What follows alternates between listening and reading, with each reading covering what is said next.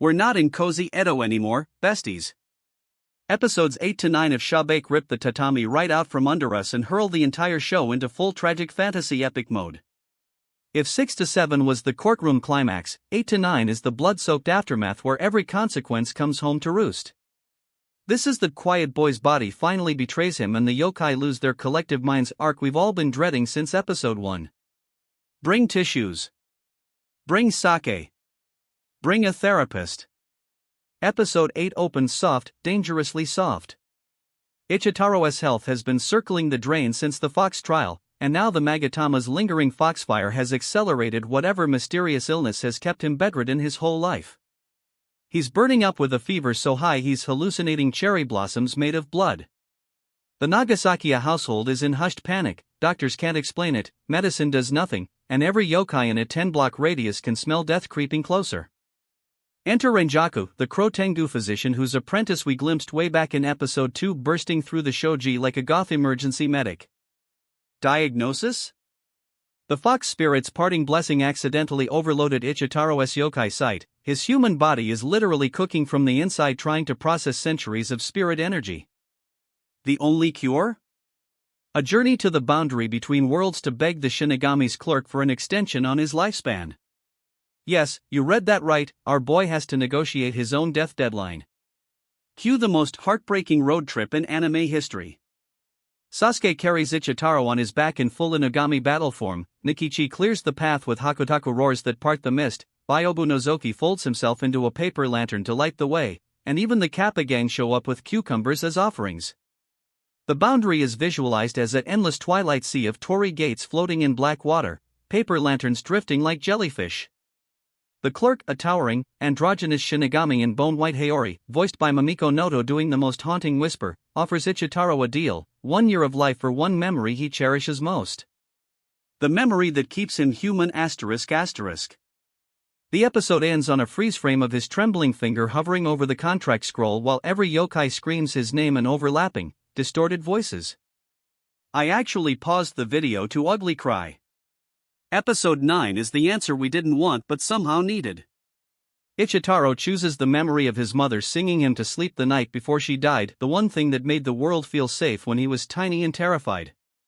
The price is accepted. The fever breaks. He lives. But when he wakes up in episode 9's second half, he can't remember his mother's face or voice anymore. Just a warm, aching hole where the lullaby used to be. The yokai notice immediately. Sasuke starts sleeping outside his room again like when they were kids. Nikichi recites the lullaby himself in his gravelly beast voice until he's crying too, and Byobu Nozoki keeps unfolding to show Ichitarō drawings of a woman he no longer recognizes. The back half pivots hard into raw grief porn, in the most beautiful way possible. Ichitarō smiles and says he's fine, but he stops humming. He still solves a minor ghost case in the way he always does, brilliant, kind, unshakable, but the light's dimmer now. The final scene is him sitting alone under the cherry tree where his mother used to sing, trying to force the tune back by sheer will, and when it doesn't come he just whispers, "It's okay. 1 year is enough." Roll credits on falling petals turning to ash. I have not recovered and possibly never will. Bandai Namco Pictures just casually dropped 2 of the most visually devastating episodes ever animated and called it Tuesday.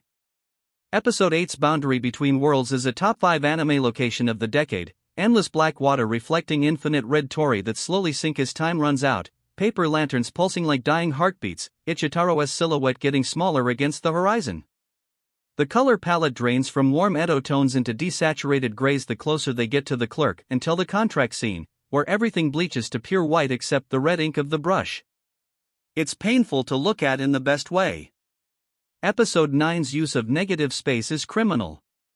When Ichitarō loses the memory, the soundtrack literally removes a recurring leitmotif that's been in every episode since EP1. Viewers who noticed were already sobbing, the rest got punched 5 minutes later when Nikichi tries to hum it and his voice cracks.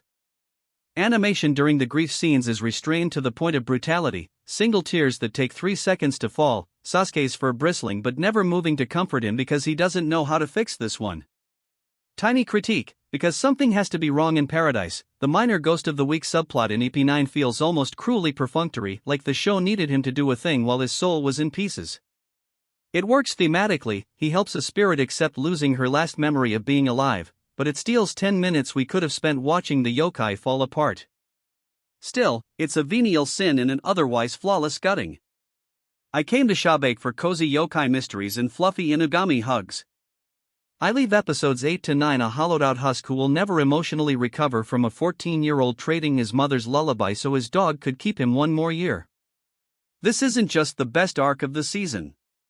It's one of the rawest, most lovingly cruel depictions of the 2020s so far. It earns every tear by never letting Ichitarō become a tragic prop he still chooses, still smiles through the bleeding, still protects everyone except himself. And the yokai finally get to be useless in the face of his mortality, which somehow hurts worse than if they'd died. All I want for Christmas is episode 10 to give that boy his song back. Or at least let Sasuke hug him without turning away this time. I'm gonna go stare at a wall now.